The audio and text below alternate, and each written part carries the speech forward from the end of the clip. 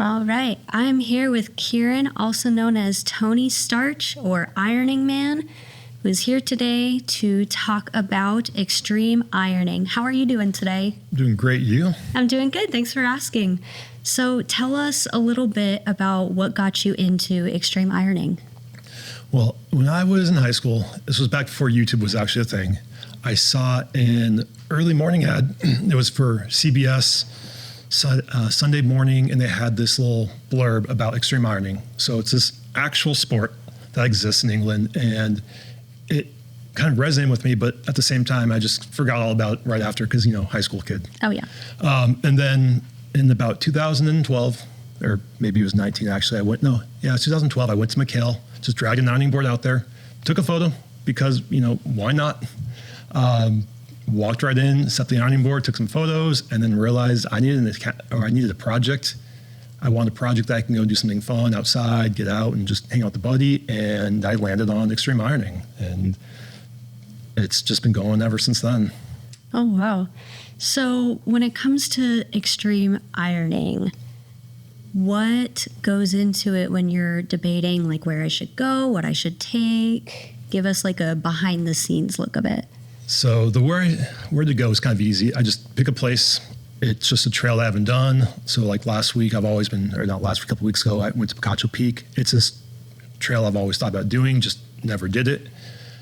I knew there's one chute that people kind of go up on this cable, and I've seen that in people's Instagram pages, and I figured I'd just go up there, see if I can take a shot there and just walk around and see what else there is. So when I get to a scene, it's just walking around and looking around and seeing what is there. Is there a rock there? Are there some cliffs?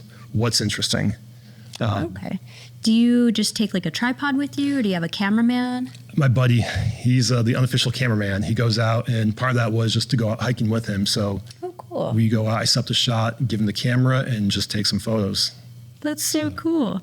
Is there any place that you want to go or haven't gone yet? Oh, yeah. I mean, there's tons of places. One of my dream shot, and this has been a dream shot probably since I started. So sharks, they have this thing that's tonic immobility. If you flip them over, they just sit there and they don't do anything.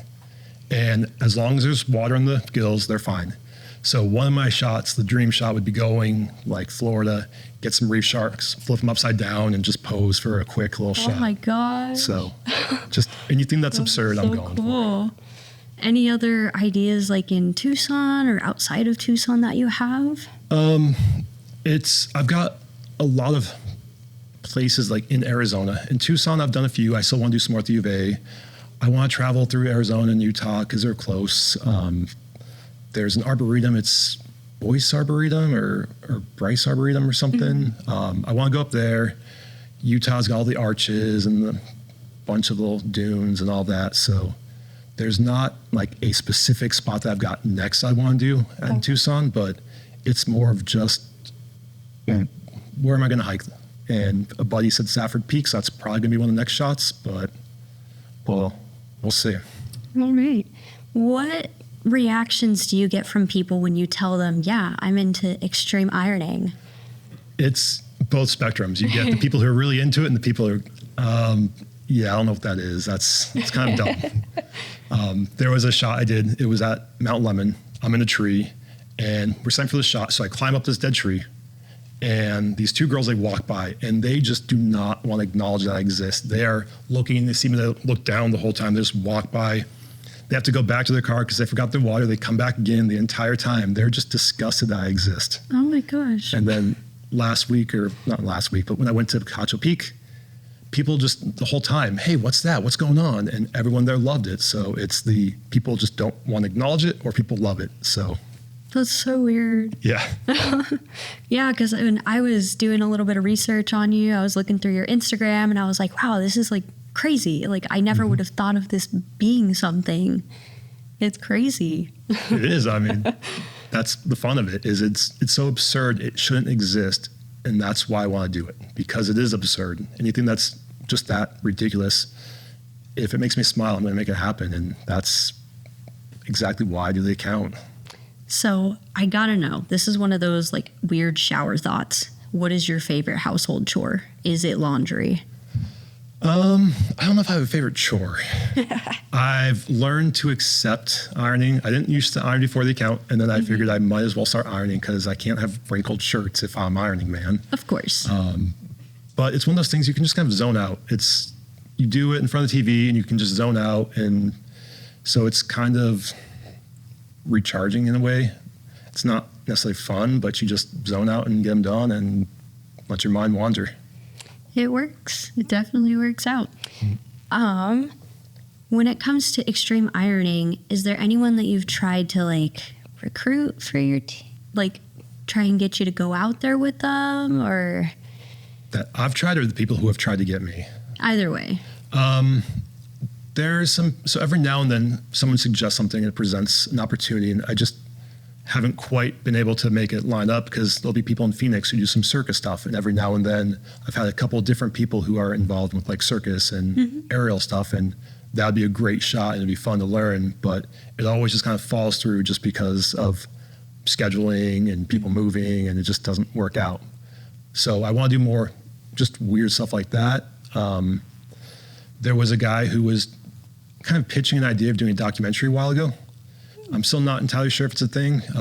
He was from Singapore, and so he's a film student, and it may or may not happen if we just travel and do a little documentary, but that would be pretty cool. Yeah, that'd be fun for sure. Would you consider yourself, I mean, I'm very outside of the extreme sport, if you will. Would you consider yourself one of the faces of extreme ironing, or are there people that are just way more out there? I'm not sure. I think I've become a slight face just for at least a few people in Tucson, because I've been recognized out and about as, hey, that's the ironing guy. People have come up to me and they've talked to me, or they've seen my hike and they'll mention it.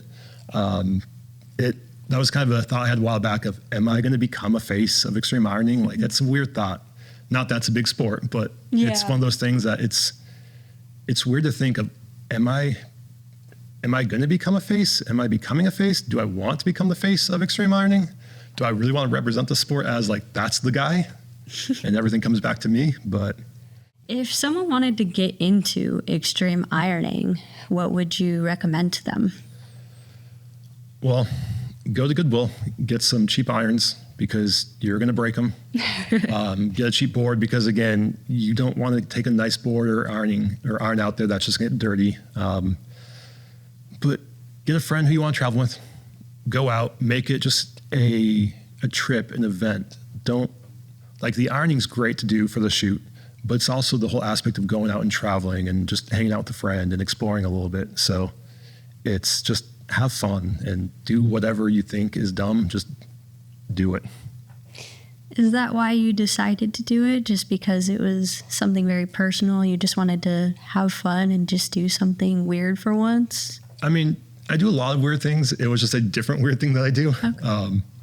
But yeah, I've done a lot of weird things. I've done a lot of cosplay, made a lot of outfits, and just built a lot of stuff. But it's a venue that I've used that it's allowed me to do more than just photography. Like, I've made some merchandise logos, designs, graphic stuff, and just it's a weird niche that's allowed me to build other things that are related to it.